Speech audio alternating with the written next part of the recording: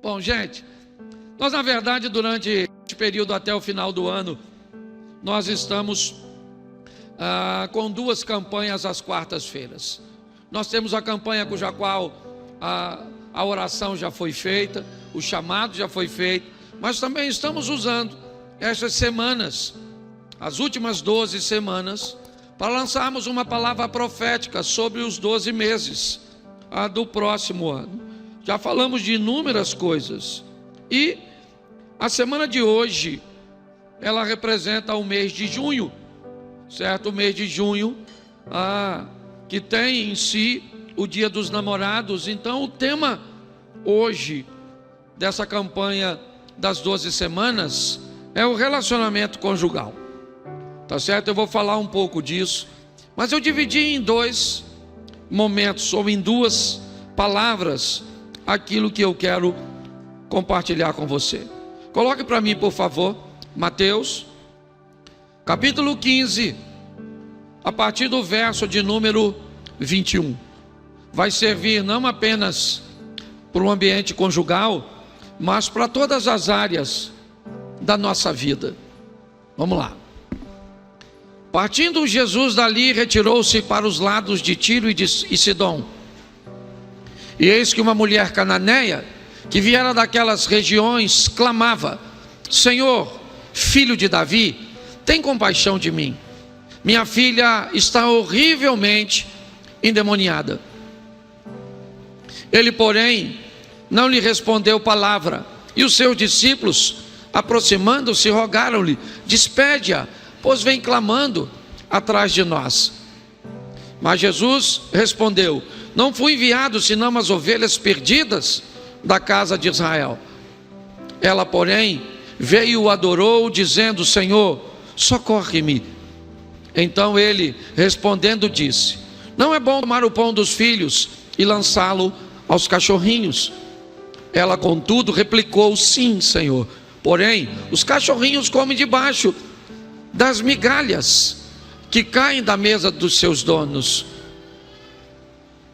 Então lhe disse Jesus: ó mulher, grande é a tua fé, faça-se contigo como queres. E desde aquele momento a sua filha ficou sã. Coloque Marcos 7, 24. Marcos 7. Levantando-se dali, ou levantando-se, partiu dali para as terras de Tiro e Sidom. Tendo entrado numa casa, queria que ninguém o soubesse. No entanto, não pôde ocultar-se. Feche os seus olhos. Senhor nosso Deus e Pai, em nome de Jesus, continua falando conosco. Usa-me como um canal de bênção nesta hora, em nome de Jesus. Você pode dizer amém? Eu usei o texto narrado por dois evangelhos, Mateus e Marcos, e um na verdade vai completar o outro com uma informação muito importante, porque a minha proposta nesse primeiro momento é falar da determinação daquelas pessoas que planejam alcançar algo desafiador. Às vezes, para alcançarmos coisas fáceis, só precisamos de um pouquinho de afinco, um pouquinho de determinação, e às vezes um pouquinho de ajuda, de ânimo, alguém para te motivar, para te incentivar. Mas tem coisas cujas quais nós precisamos alcançar, que isso não é suficiente para que consigamos sucesso. E essa é uma das histórias. O texto vai narrar que Jesus está caminhando já basicamente na divisa de Israel com o Líbano, Tiro e Sidom, lá em cima, onde está acontecendo a guerra hoje com o Hezbollah. Era mais ou menos por ali. E passando por ali, Mateus diz que uma mulher vem andando atrás, gritando Jesus, tentando chamar a atenção de Jesus, porque ela precisa resolver um problema. É um problema que ela não vai resolver em outro lugar. Ela saiu de casa, deixou sua filha, certo? Com um problema, e ela vai atrás da solução para aquele problema.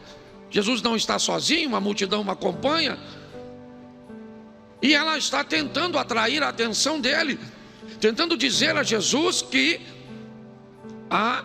situação dela é desafiadora, que ela precisa da misericórdia dele, e ele, me parece que não está muito interessado em ajudá-la não. Ele vai embora. Ela clama tanto na narrativa de Mateus, que os discípulos começam a ficar incomodados. A impressão que Jesus está passando às pessoas é que ele não se importa com ela, é que ele não está nem aí. Os discípulos provavelmente estão preocupados naquele momento com a reputação de Jesus. O que vão dizer dele? Uma mulher que vem buscando algo para a filha, gritando, desesperada pela rua, está todo mundo escutando. Me socorre, Jesus, me socorre, minha filha está endemoniada. E Jesus não está nem aí, ele está andando. Será que ele não está ouvindo? Por que será que Jesus resolveu não parar? Tão bom, misericordioso, compassivo, mas ele não está nem aí. Será que ele não está escutando? O que ele está querendo fazer naquela ocasião? Você já parou para pensar nisso? Me parece que o que ele está tentando é usar a mulher para ensinar aos discípulos, que me parece que a lição tem a ver com eles. Eles estão muito incomodados com uma mulher que não desiste mesmo diante da indiferença de Jesus. Muitas pessoas parariam, ele não está escutando, mas ela não pode parar. A situação dela é grave, o propósito dela é legítimo, ela não pode desistir. Talvez desistisse se fosse um problema nela, mas não é, é maior do que ela, é na sua filha. Então ela vai lutar com todas as forças e vai clamando. Mateus diz que os discípulos vão até Jesus e diz: Senhor, despede-a. Ela vem gritando aí, e Jesus não atende os discípulos, não atende. Quando eu faço um paralelo entre Mateus e Marcos, eu descubro que ela não desistiu. Jesus veio andando na rua, ela veio gritando, e ele não está nem aí, ele não está nem aí. Ele chegou no seu destino, entrou numa casa e não queria atender ninguém. Está aí, ó, levantando-se, partiu. Olha só, tendo entrado numa casa, Mateus diz que ele estava na rua e a mulher vem gritando. Marcos narra o mesmo texto, dizendo que depois de andar na rua, ele entra numa casa e não queria que ninguém soubesse, certo? Não, no entanto, ele não pôde ocultar-se ou esconder-se. Essa mulher foi atrás dele. Ele avisou os discípulos: não vou atender ninguém, não quero ser incomodado. Mas ela falou: eu vou falar com ele, eu vou atrás dele, eu preciso resolver, então eu não vou desistir, eu não vou. Quando nós lançamos uma campanha, esse é o nosso propósito: motivar em você uma decisão, certo? De pedir a Deus uma resposta. Eu não posso garantir a você que você vai receber o que você quer, até porque eu não sei o que você quer, se é legítimo. Eu não sei se o que você quer é o que Deus quer para você. Eu não sei. Eu sei que essa mulher não desistiu, veio na rua gritando. Os discípulos, eu imagino, pensa, os discípulos falando com Jesus, parece que os discípulos são melhores do que Jesus. O que os discípulos estão dizendo: se fosse eu já teria atendido, e ele não está nem aí, e lá vai ela. E ele falou com os discípulos, segundo Mateus, que, diga-se de passagem, era um dos discípulos que não ia atendê-la. E Marcos diz que, mais do que dizer aos discípulos, ele vai dizer para ela pessoalmente que não vai atendê-la. Ela vai andando atrás e ele não está nem aí. E ela insiste. Ele entra numa casa, não quer atender, pois ela entra e vai na presença dele e diz: eu preciso da sua intervenção. Bom, agora ficou fácil. O que ele vai dizer para ela? É claro que eu vou atender, ô querido. Ele falou: deixa eu explicar uma coisa para a senhora, dona. Eu não vou atender a senhora. Entendeu? Eu não vim senão para as ovelhas perdidas da casa de Israel. Não me é lícito pegar o pão dos cachorros, do pão dos filhos, e jogar para os cachorros. Aí eu pergunto a você agora, se fosse você, seja franco, pensa. Até porque se alguém te trata mal, você vai reclamar com Jesus. E quando Jesus já foi para o Supremo, Jesus de Moraes, é ou não é verdade? Pare e pense. Chegou lá em cima, ela vai reclamar com quem? Quem falou que não vai atendê-la e chamou, ou fez uma comparação com a cultura, do jeito que você quiser analisar, não estou aqui com teologia. Eu sei que foi agressivo, não foi legal. Mas por que é que Jesus está fazendo isso com ela? Você já ouviu um texto que diz que você não recebe uma luta cuja qual você não consiga suportar? O que Jesus está usando é a resistência daquela mulher para mostrar aos discípulos, e nessa noite para mostrar a mim e a você, que eu não sei a resistência que você está recebendo para alcançar o que você deseja, mas não desista. Quando Jesus falou, não vou dar para você, porque eu não posso pegar o pão dos filhos e dar para os cachorros, ela olhou e falou: seu grosso, eu não quero nada não. Está pensando o quê? Não, ela falou assim: Senhor, deixa eu explicar uma coisa para o senhor. Eu sou uma cachorrinha sim. Ela falou: sim, Senhor. Então ela concordou. Concordo com o senhor, cachorrinha, cadelinha, uau, uau, não sei o que. Só tem o seguinte, deixa eu explicar uma coisa para o senhor. Eu estou com um problema que não dá para desistir não. Eu tenho um negócio para resolver, que eu deixei a minha filhinha lá na minha casa e ela está endemoniadinha. Então, eu só quero uma migalhinha. Aí Jesus olhou para ela, eu imagino, e disse: pensa Judas. Olhando Jesus falar com ela, pensando: se é comigo, já vou trair sem falar isso. Pare e pense. E aí Jesus falou para ela: você acha que ele não sabia que ela ia fazer aquilo? Você não sabia? Você acha que ele não sabia que havia uma resistência nela? Pois é, gente. Às vezes você vai se deparar com uma situação dessa. Sabe por quê? Porque o próprio impedimento aqui não foi do Satanás, foi do próprio Deus, para que aquela mulher mostrasse uma força que talvez nem ela mesma soubesse que tinha. Então a minha primeira palavra tem a ver, em qualquer área da sua vida, tenha resistência, seja forte, valente, lute, não desista.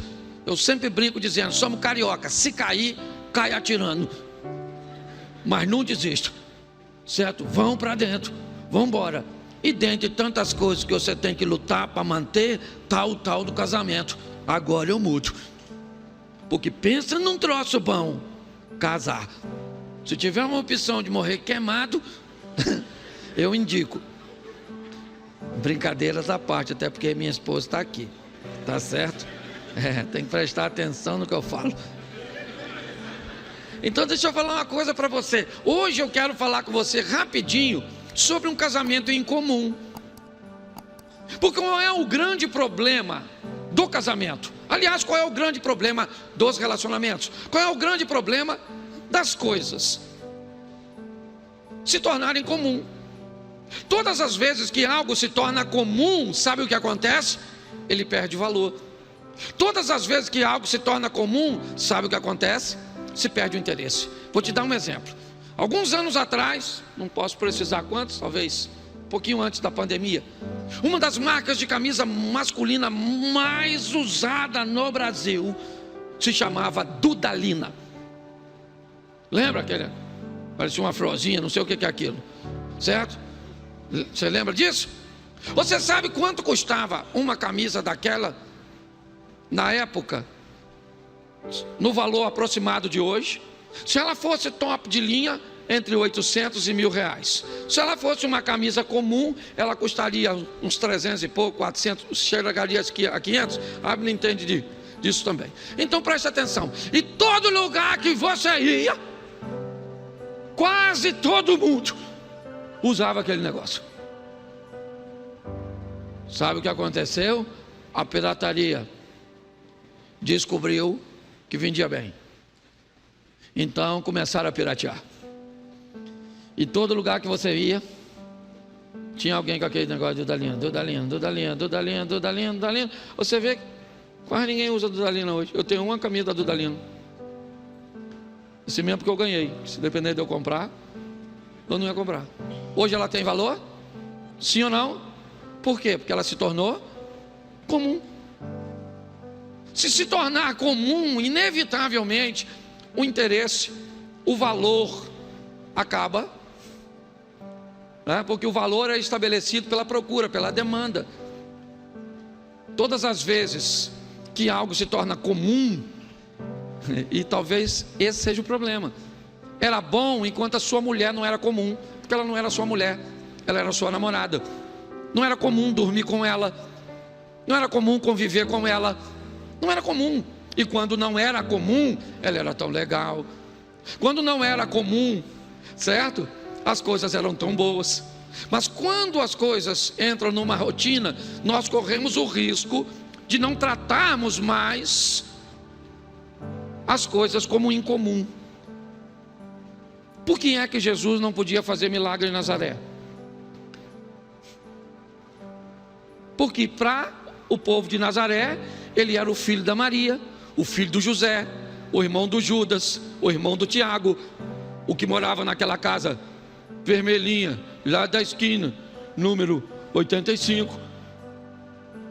Quando as pessoas tratavam Jesus como alguém comum, ele deixava de ser poderoso.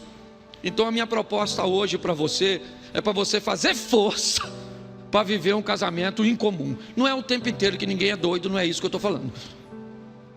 Entendeu? Mas nós temos que criar um ambiente no nosso casamento, certo? Por quê? Porque primeiro, não é comum a convivência de um casal ser sempre alinhada e em concordância em tudo. Sim ou não? Sim ou não? O normal é um casal lutar para manter o alinhamento em boa parte dos assuntos. Isso é que é normal. Lutar, perseverança. Quem aqui é casado, levante a mão, por gentileza. Isso aí, meu sentimento. Que Deus te dê força para levar até o final. Mas você que não casou, você tem que saber como é que o negócio funciona. Não gosta de dar satisfação, não casa. Não gosta de dizer onde vai, que hora volta, se dá, quanto custou, fica onde você está. Você veio nesse mundo para viver carreira solo. Porque se for para casar, você tem que criar um ambiente, certo? De um relacionamento incomum. Ou seja, nós vamos, o que é um relacionamento incomum? É um relacionamento com problemas comuns, que todo mundo tem, mas ele só é incomum pelas soluções, e não pelos problemas. Os problemas são comuns, mas as soluções é que são incomuns. E é isso que faz a gente viver tanto tempo junto. Então eu vou te mostrar aqui. Inicialmente não vou te dar texto para acelerar, mas preste atenção. Abraão e Sara. Quem? Repete para mim. Isaac e Rebeca. Quem? Jacó e Raquel. Quem? O primeiro foi quem? O segundo foi quem? Isaac e o terceiro foi quem? Qual o problema que os três casais tinham em comum? Todas as três mulheres não podiam ter filhos, sim ou não? Era um problema comum ou não? Entre pelo menos esses três casais. Era ou não era? Agora, qual é a diferença desses três casais?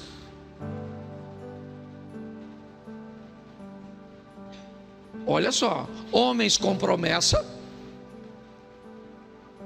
casado com mulheres com promessa, o mesmo tipo de problema: esterilidade de Sara ou de Sarai, esterilidade de Rebeca, esterilidade de Raquel. O que Sara Ou Sarai faz com a esterilidade que tem?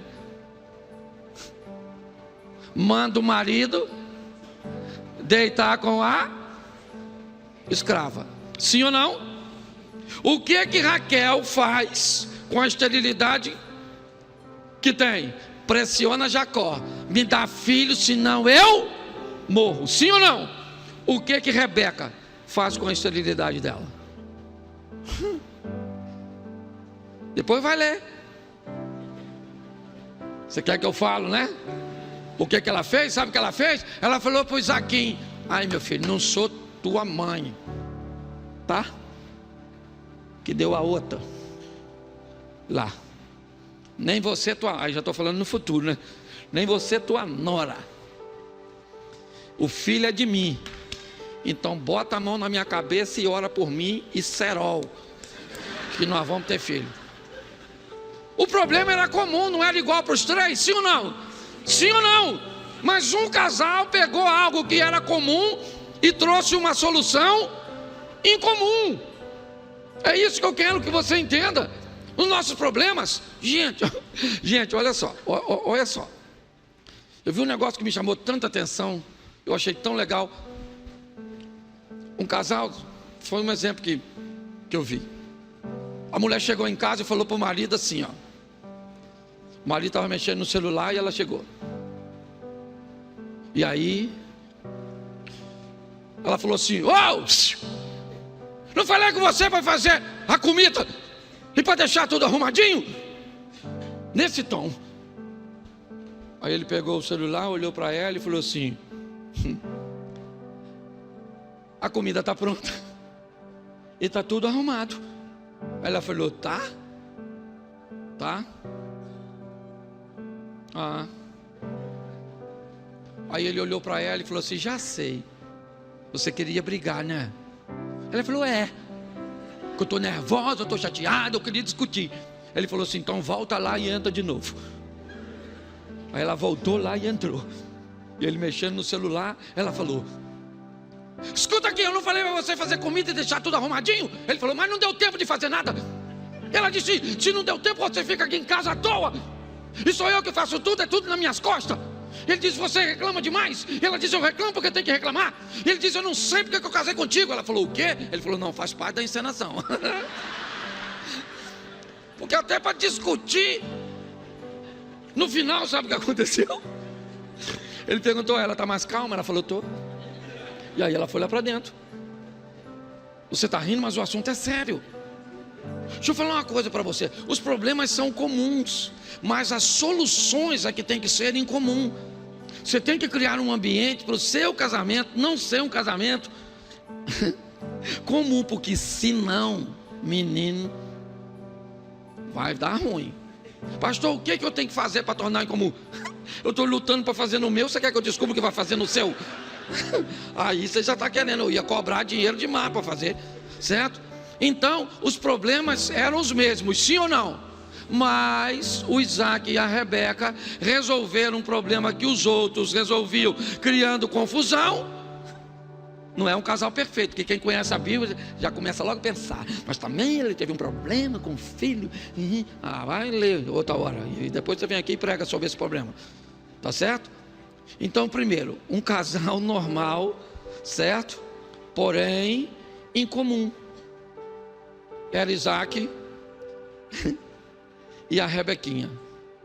Outra coisa que eu quero alertar os irmãos agora, é um alerta sobre um problema que tem acontecido demais. O segundo ponto é uma conta difícil de fechar que os casamentos estão enfrentando. A mulher entra no casamento, abre mão de seus estudos, abre mão de sua carreira, abre mão de sua independência financeira enquanto é jovem. O problema é que o casamento é uma proposta vitalícia. Tem os filhos, não consegue concluir seus estudos, abre mão para seu companheiro ir à luta, se formar, construir uma carreira, construir uma história, enquanto ela fica cuidando dos filhos. Esses filhos casam, eles vão embora, a mulher fica sem realização pessoal e sem independência financeira. Fica uma refém do marido. Pare e pense como é que essa conta não vai fechar. Agora ela não pode mais estudar, ela não tem mais forças para entrar no mercado de trabalho, tá certo? E tudo que ela gostaria de ter é apenas isso tem acabado com o casamento de mais da conta, mais do que você imagina. Acabado com o casamento de pobre e acabado com o casamento de rico, certo? Esposa de homens milionários que se sentem incomodadas porque não tem nenhum tipo de realização pessoal. E pior, para ter muitas vezes acesso a dinheiro, porque se a mulher não tem, aí eu gosto da frase do homem: ela não precisa de nada. Quem diz que não precisa de nada é a pessoa, não é você avaliando a pessoa, tá certo? É igual quando alguém vai dividir uma herança de família, que um que vai pegar uma parte da herança tem a vida toda equilibrada, e o outro com a herança que vai pegar uma parte tem a vida toda torta. O que tem a vida toda torta diz o quê do que tem a vida toda? Ele não precisa. Quem diz que não precisa é o dono, não é quem não é. Muitos casais, e aí eu vou fazer algumas perguntinhas, por favor, não se sinta ofendido, certo? A sua mulher tem alguma receita financeira? Ou ela precisa, receita por mês, ou ela tem que te pedir dinheiro? E deixa eu falar uma palavra para você que é homem, eu sei, eu sou homem. Quando tua mulher pediu dinheiro, nunca nessa vida sua diga para quê. Se você disser para quê, o dinheiro perdeu o valor. Você está entendendo? Ela só vai pedir de novo porque ela precisa se humilhar, porque você é a única fonte. Aquela vontade dela é que você morresse fulminado, igual o marido de Abigail, para ela pegar tudo que é seu. Ela não precisa. Até hoje eu luto contra isso, e olha que sou eu que estou falando para você, tá certo? Então vou falar uma coisa para você que é homem. Sua mulher abriu mão de tanta coisa. Pastor, olha como é que está acabadinha. Claro, ela caiu no ácido, que foi você. Por isso que ela está assim. Ela não acabou à toa não, ela acabou por algum motivo. Ela era uma tchutchuca. Entendeu? Mas você acabou. Eu preciso falar isso porque tem um homem que só a graça. Então deixa eu falar uma coisa para você. Pegue um recurso que sua mulher saiba que é o que você pode fazer. Não interessa quanto, eu não estou falando aqui de preço, é valor. Pegue um recurso que você tem e deposite, ou então entregue num canto especial assim, que todo dia tal você vai lá e coloca na conta, faz o Pix, certo? Agora tem essa miséria de Pix. Isso, vai lá e coloca, sem ela pedir, mas aquilo que ela saiba que é o seu melhor. E se você não pode colocar nada, que seja temporário, porque o homem que não coloca nada, ele é um nada. Essa é a grande verdade. Não estou ofendendo meus companheiros aí não. Mas só tem 3 classes amadas incondicionalmente. Já falei aqui: mulher, criança e cachorro. O homem, para ser amado e respeitado, ele tem que fazer jus. Você pode ver, o cara arruma uma namorada. Se ele contar para um amigo: arrumei uma namorada, primeira pergunta do amigo: como é que ela é? Se uma mulher arrumar um namorado e contar para uma amiga: arrumei um namorado, o que ela pergunta? O que ele faz? É lógico, quer saber se o investimento, se o cara tem como manter. Então não vem com essa história não. Eu não sei, se você só pode 50, coloca o 50 lá, a onça. Entendeu? Pastor, eu consigo botar uns 100, então bota. Dá para botar 1000? Bota 1000. Dá para botar 5 mil? Bota 5 mil. Posso ouvir um glória das irmãs? Peraí, agora a senhora ora para esse homem prosperar? Que a senhora está com tanta raiva de ter se dedicado tanto. A senhora olha para essas pernas da senhora, parece os rios do Brasil, serpentiano. E cada rio desse tem uma atitude desse homem, um maltrato. Ué, mas a verdade é essa. A senhora também ora para esse homem, a senhora está com raiva. Essa praga desse homem. Para que eu casei? E ele vai só. E um homem que afunda, ele é uma pedra que a outra ponta está amarrada na sua canela. Ele vai levar a senhora junto, você está entendendo? Então, por favor, homens, sua mulher abriu mão de tanta coisa. Você está entendendo? Lembra. Está contigo até hoje.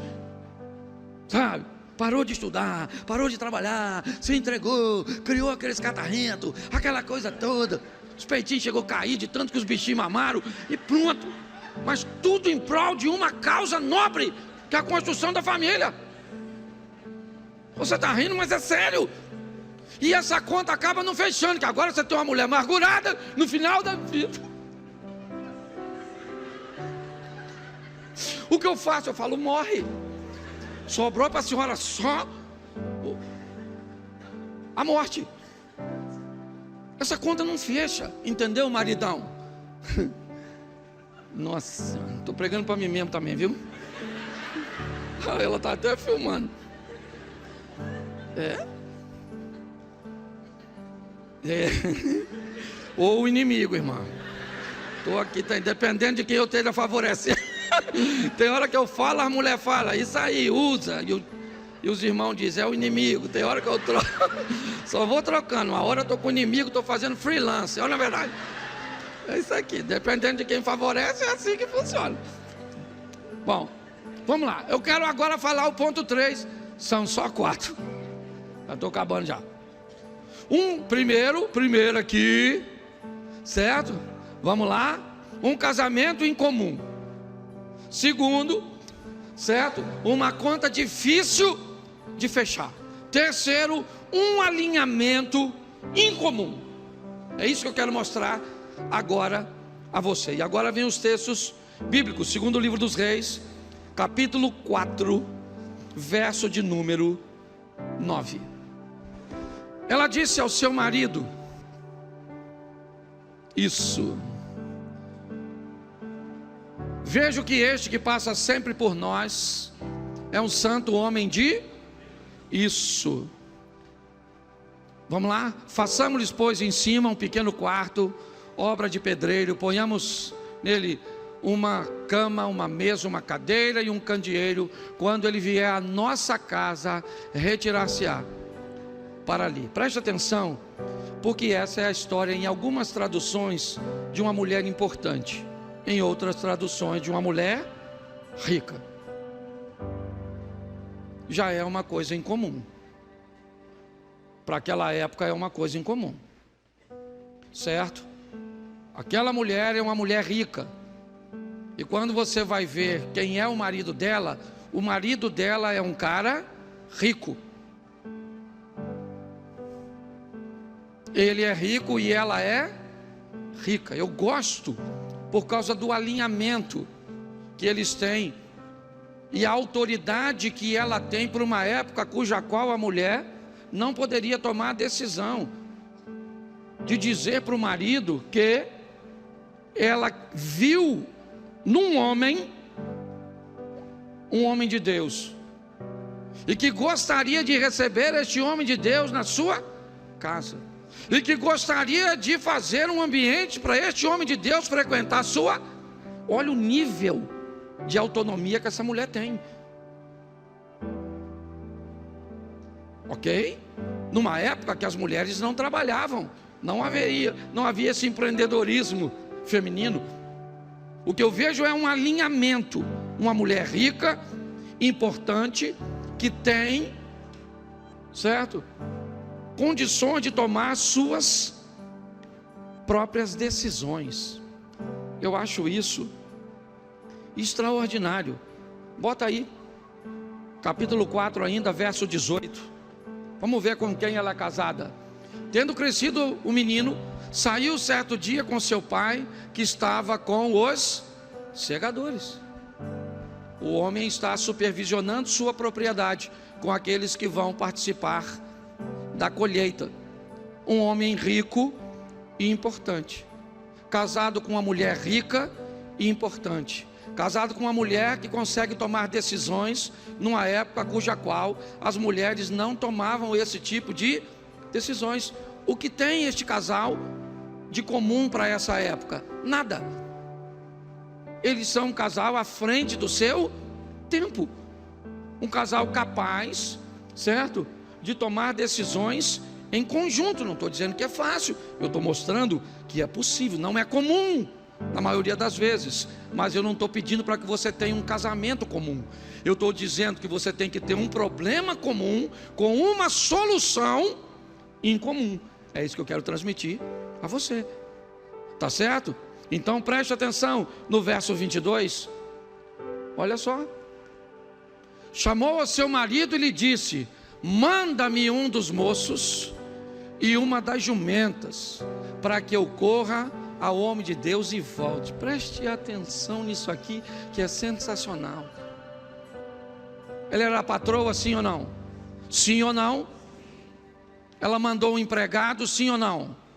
Sim ou não? Está escrito. Ela mandou um empregado, sim ou não? Ela pediu ao marido para mandar um empregado. Preste atenção. Isso aqui é um reconhecimento de uma autoridade que me parece que ela sabia que tinha decisões cujas quais ela podia tomar, mas tinha decisões que ela sabia que havia sobre ela um limite. Se seu marido te limita em tudo, você tem um problema. Se o seu marido não te limita em nada, você também tem um problema. Um relacionamento em comum é um relacionamento de revezamento, onde horas você entende que sua mulher precisa ter autonomia para se sentir pertencente, para dizer não quero, para dizer não vou, para dizer não posso, para conseguir estabelecer um posicionamento dela. Isso é importantíssimo. Eu gosto desse texto. Eu não sei como é que você vai aplicar, eu não sei se você faz críticas, observações, eu não sei. Meu propósito é compartilhar o que Deus colocou no meu coração. Eu não estou preocupado se você vai concordar, se você gosta ou não. Não é isso. Estou aqui para falar o que te agrada. Mas nós estamos falindo por causa de relacionamentos comuns. Sua vida sexual está ruim porque está comum. Sabe por que você não tem mais autoridade sobre seus filhos? Porque para eles você não é mais o pai, você é uma pessoa comum. Você está mais preocupado se ele vai te eleger no final do ano como pai do ano, como mãe do ano. Então você não toma decisões com medo do seu filho não votar em você. Você, para ser pai, você não precisa de um voto. Você já é pai e pronto. As pessoas estão bem atrapalhadas com essa situação. O que eu vejo é uma mulher que sabe. Pô, vamos construir aqui, vamos construir aqui. Aqui eu posso mandar um cara parar o trabalho para ir fazer. Era o período da colheita. Para tirar esse cara para ir fazer o mandado, esse cara tinha que deixar o posto de serviço para atender. Lembra quando o texto diz que ele estava com os caras trabalhando? Então ela não enfia o dedo. Você está entendendo? Entende a sua importância. Deixa eu falar uma coisa para a senhora. Por mais independente que a senhora seja, dinâmica, certo? Por mais autossuficiente que a senhora seja, cuidado para não nascer na senhora uma espora e achar que virou um galo. É importante que saibamos o nosso lugar. É assim que funciona, certo? Agora, preste atenção agora, verso 23. Perguntou ele quem? O marido. O que o marido perguntou para ela? Por que vais a ele hoje? Não é dia de festa, nem Não é dia de festa da lua nova, nem sábado. O que ele está dizendo? Eu não estou entendendo por que você está fazendo isso. Eu não estou entendendo. Talvez até ele não estivesse concordando com aquilo que ela está fazendo. Quando ela diz façamos, ele concordou, sim ou não? Quando ela diz estou querendo ir lá hoje, ele entendeu ou concordou ou não? Sim ou não? Não.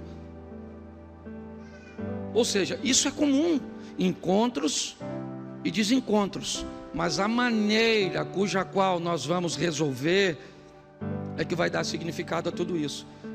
É por isso, seu beijo ficou comum, seu sexo ficou comum, seus elogios ficaram comum, sua roupa para receber seu marido ficou comum, ficou tudo comum. E se ficar comum, vai ficar difícil de prosseguir. Você sabe por quê? Porque fora do casamento tem muita coisa incomum. E aí você começa a olhar para o incomum, porque é raro.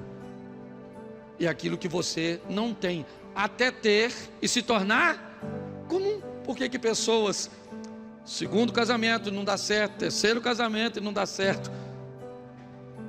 Porque uma hora eu vou precisar criar um ambiente para que ele se torne incomum. Agora eu vou mostrar a você, para terminar, uma intimidade em comum. Dá uma olhada nesse casalzinho aqui. Gênesis capítulo 12, verso 4. Partiu, pois, Abrão. Quem partiu? Quem partiu? Isso, Abrão, não é Abraão. Ok? Ele ainda não é Abraão. A história começa com Abrão. A história não começa com Sara. A história começa com Sarai. Então é importante você entender, porque isso representa duas fases da mesma pessoa. A fase do Abrão, ele tem algumas decisões. Na fase do Abraão, ele tem outras decisões, outra postura.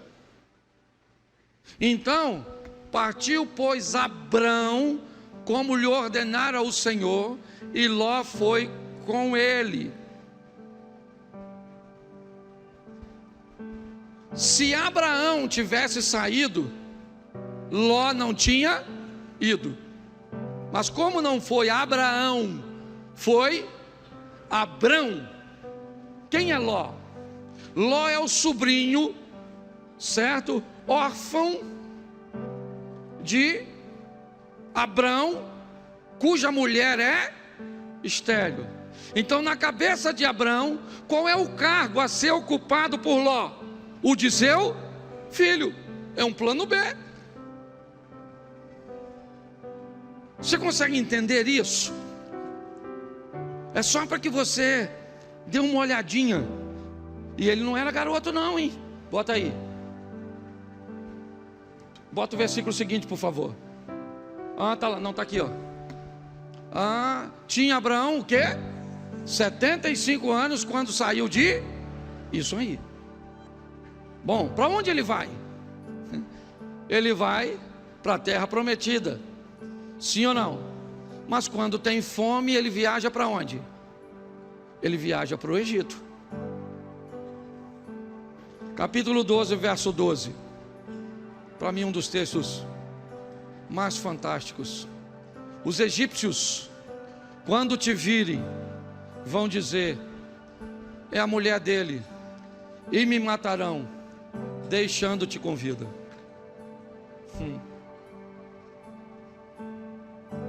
Na galeria dos heróis da fé, ele é um homem de fé porque ouviu Deus e saiu da sua terra sem saber para onde ia. Sim ou não? Sim ou não? Isso. Mas aqui, ele chama sua mulher quando vai entrar no Egito e diz para ela: Sarai, chega aqui. Você é muito bonita, filha, e nós vamos entrar no Egito. E posso falar uma verdade para você, Sarai? A hora que esses caras me verem e descobrir que você é minha esposa, eles vão me matar. Sabe o que Sarai está ouvindo do Abraão? Eu estou com medo.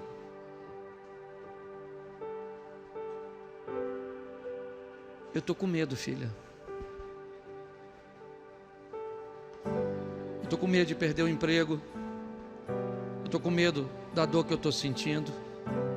Eu estou com medo do comportamento que os nossos filhos. Eu estou com medo. Sabe, eu estou com medo daquela mulher lá no trabalho. Eu estou com medo. Pô, cara, quando Abraão escuta ou diz para ela, eu estou com medo, cara, é algo sensacional. Mas no capítulo 16, no verso 5, dá uma olhada aí, por favor. 16:5, e disse Sarai a Abraão: seja sobre ti a afronta que se me faz a mim. Eu te dei a minha serva para possuíres.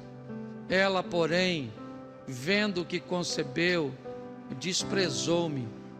Julgue o Senhor entre ti e mim. Pô, não tem cabimento esse texto. Sarai está dizendo para Abraão: Abraão, deixa eu te falar, eu peguei a minha serva e dei para que você tivesse um filho. Agora que ela tem o filho, ela não me respeita mais, ela me afronta. Que o Senhor julgue, Abraão, entre eu e você. Como assim?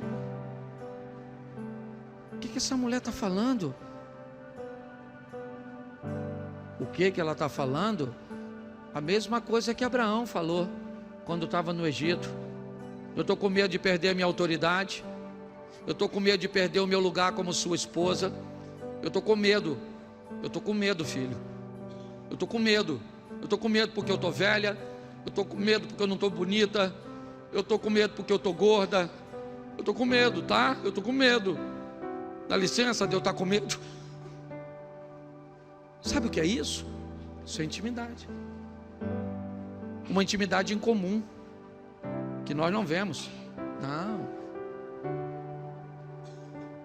Minha proposta hoje, casal, é para você que é solteiro. Se vai entrar, entre com perseverança. A mulher que queria o milagre. Entenda que os problemas serão comuns. O que você precisa é de uma solução em comum. Cuidado com essa conta. Se você é novo, deixa a sua mulher trabalhar, deixa ela estudar, deixa ela crescer. Ou então monte um plano, certo? Para amanhã ela ter uma autonomia, para que consiga ter seus próprios recursos.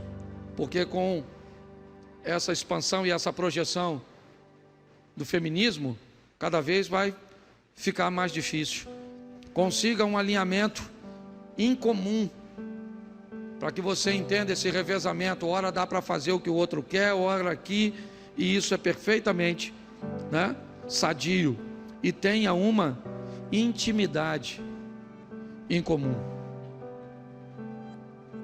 Se continuar com esse casamento comum, não vai dar. Você pode ter certeza que essa corda vai estourar. Tem algo que é para mim, fique de pé por favor. Tem algo que para mim é pior que divórcio. Para mim, um casamento que as pessoas não acreditam que pode ser bom. Não vou ficar com ela assim mesmo, do mesmo jeito, porque nossos filhos é a igreja, sabe, pastor? É assim mesmo. Não é tudo assim? Pois é. Não é comum? Não é assim para todo mundo? É para aqueles que vão levar uma vida comum, é assim mesmo. Beija desse jeito, faz amor desse jeito, reclama desse jeito, se veste desse jeito, é desse jeito. Ou então você faz ficar em comum. Que Deus te dê força, sabedoria, entendimento para ser um marido incomum, para ser uma mulher incomum. Quer uma notícia desafiadora? Os dois não conseguem mudar simultaneamente. Alguém tem que puxar isso aí. Feche seus olhos. Quero chamar minha esposa para vir aqui. Quero orar ao lado dela. São 32 anos de casado, estamos indo para 33.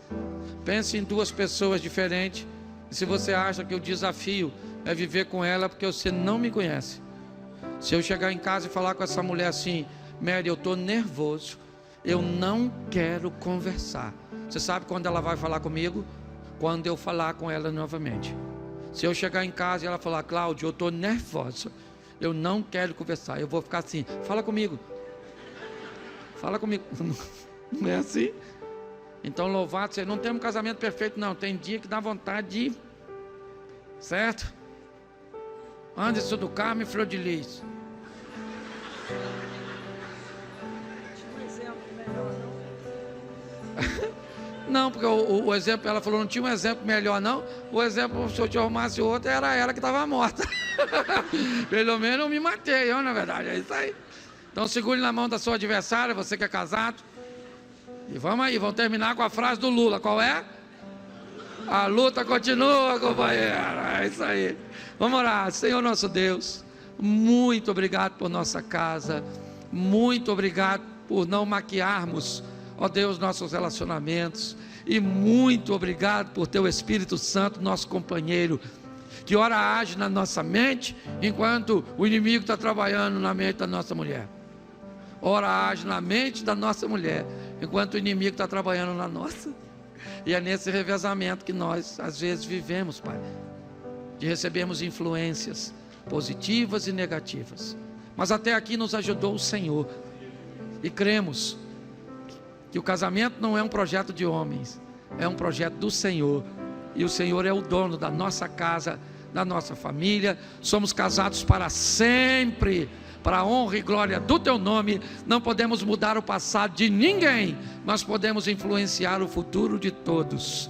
Leva-nos aos nossos lares, guardado por tuas boas mãos poderosas. Que o grande amor de Deus, nosso Pai, a graça de nosso Senhor e Salvador Jesus Cristo e as duas consolações do Santo Espírito de Deus sejam para com todos, e todos digam: marido e mulher, de frente agora para sua esposa e lasca-lhe um beijinho. Isso. Agora vamos embora fazer amor. Todos nós, em algum momento, nos perguntamos qual é o propósito da nossa vida. Deus tem um plano único e perfeito para cada um de nós, mas para vivermos plenamente esse propósito, precisamos buscá-lo com intensidade. Está escrito lá em Jeremias, no capítulo 29, verso 11: pois eu é que conheço os planos que tenho para vocês, diz o Senhor, planos para fazê-los prosperar e não de lhes causar dano, planos para dar-lhes um futuro e uma esperança. O Senhor tem um plano para a sua vida e Ele deseja que você descubra e o viva com coragem, sabedoria e fé. Mas como podemos realmente discernir esse propósito? A resposta está na oração. A oração não é apenas uma prática religiosa, mas um diálogo contínuo com Deus, onde buscamos sua direção, renovação e confiança em sua sabedoria. Quando oramos, estamos entregando os nossos planos e desejos a Deus, buscando sua orientação sobre o que Ele tem preparado para nós.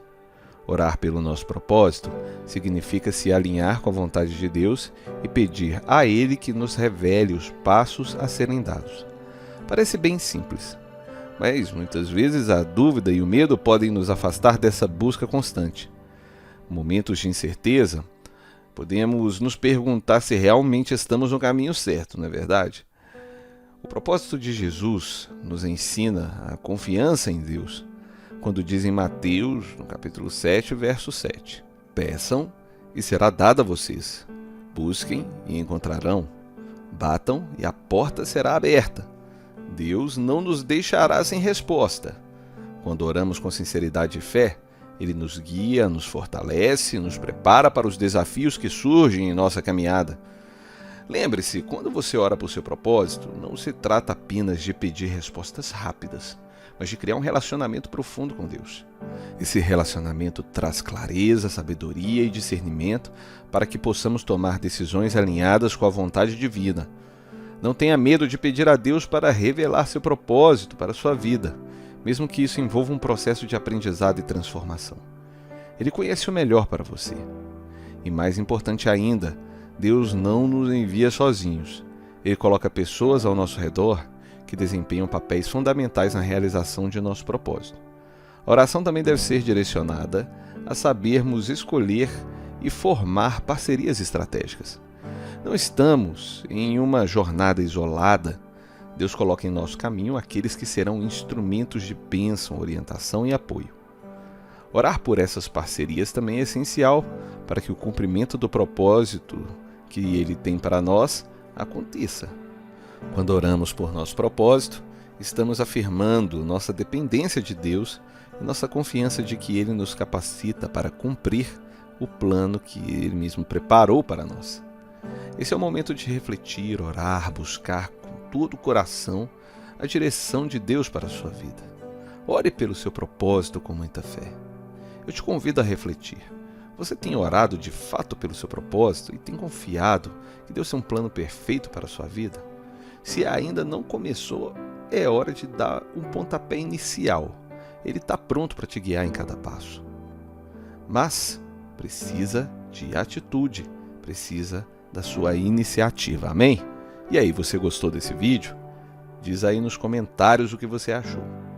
E se você gostou, eu te peço para se inscrever no canal, caso ainda não tenha se inscrito. Também peço que você deixe aí o seu like, o seu comentário e que Deus te abençoe muito, né? Essa é a minha torcida para você. A gente se vê em breve. Até mais.